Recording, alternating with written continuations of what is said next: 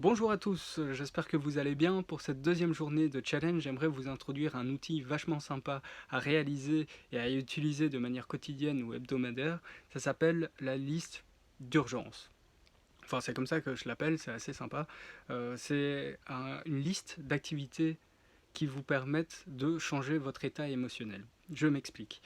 Ça arrive souvent que durant la journée, on subit plein d'activités qui nous demandent de l'énergie et du coup on a l'impression qu'on n'a plus le temps pour soi, qu'on a passé une mauvaise journée ou une journée stressante, voire la même chose durant la semaine. On n'a pas une minute pour soi-même, on ne prend pas soin de son corps, de son esprit, et on sort vraiment des phrases du genre j'ai pas le temps, je fais plus attention à moi, j'arrive pas à trouver un peu de temps pour moi, etc., etc. Ce qui est intéressant, c'est de savoir c'est quoi exactement ces activités dont vous avez besoin pour prendre soin de vous. Parce que parfois on a le temps, on a une journée qui se libère sur une semaine difficile, et puis on ne sait plus c'est quoi exactement qu'on aurait aimé faire exactement.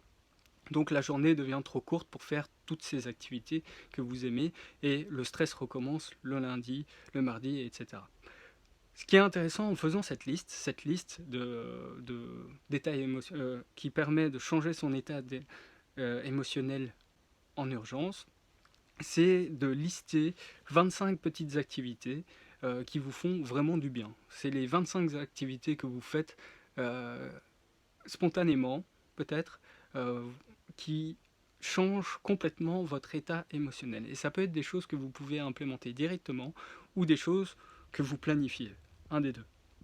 Qu'est-ce que je veux dire par là? Par exemple, dans ma liste de 25 choses, il y a écouter de la musique, appeler ma famille, voir mes neveux, aller au cinéma, faire une balade, aider quelqu'un, travailler sur un projet qui est très important, lire un livre, prendre une douche ou un bain chaud. Qu'est-ce qu'il y a d'autre? Contribuer à quelque chose d'important, etc., etc. Ce qui est intéressant dans ce plan d'urgence, c'est que quand je passe une mauvaise journée ou quand j'ai pas eu le temps de me dire ouais en fait je suis reconnaissant de quelque chose, je regarde ce plan, je regarde ces 25 activités et je me dis est-ce qu'il y en a une que je peux faire là maintenant tout de suite et prendre mon temps pour le faire. Donc par exemple quand ça va vraiment pas dans mon boulot, que j'ai passé voilà, 8 heures à faire un truc que je n'aimais pas, est-ce que je peux aller faire une balade après le boulot? Ou est-ce que je peux appeler ma famille et vraiment prendre mon temps pour décrocher un peu?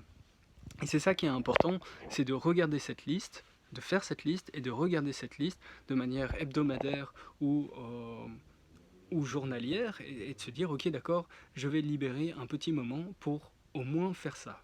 Euh, donc, euh, donc par exemple écouter de la musique pour décrocher complètement du boulot, ça je trouve ça super important et me balader en même temps. Donc il y a des activités que je peux regrouper et voilà, c'est vraiment quand quelque chose ne va pas, je peux l'implémenter tout de suite et je peux faire attention à ce genre de choses. Et le simple fait de savoir que c'est des activités qui, premièrement, vont changer mon état émotionnel peu dans le courant de la journée ou supprimer le stress au moins momentanément, ça me permet de dire ok d'accord, quelles sont les 25 sur la liste des 25 activités, quelles sont les deux trois qui peuvent là tout de suite m'aider à rompre cette négativité ou à rompre ce stress tout de suite.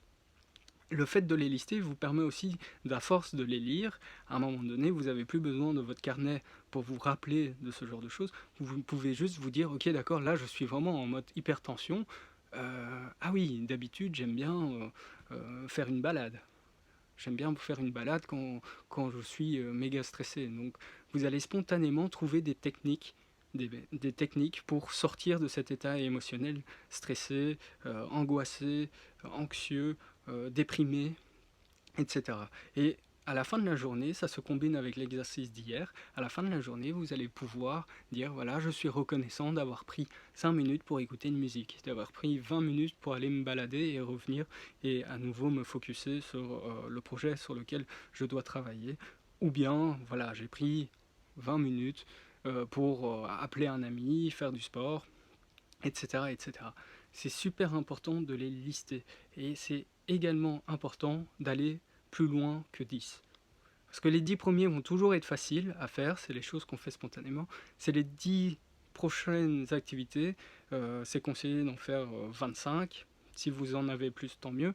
Mais c'est vraiment se forcer à dire, ok, d'accord, il y a sûrement plus simple comme activité que j'apprécie dans ma vie, que j'apprécie faire.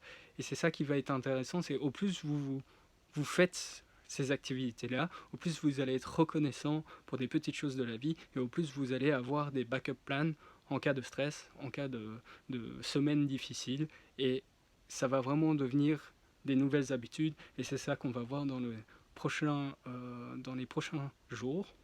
C'est comment on change une habitude ou un état émotionnel concrètement.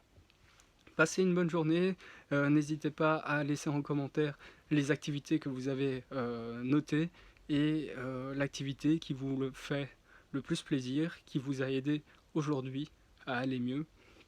Donc tenez-moi au courant, je suis vraiment curieux de voir ce qu'il y a sur votre liste et à demain.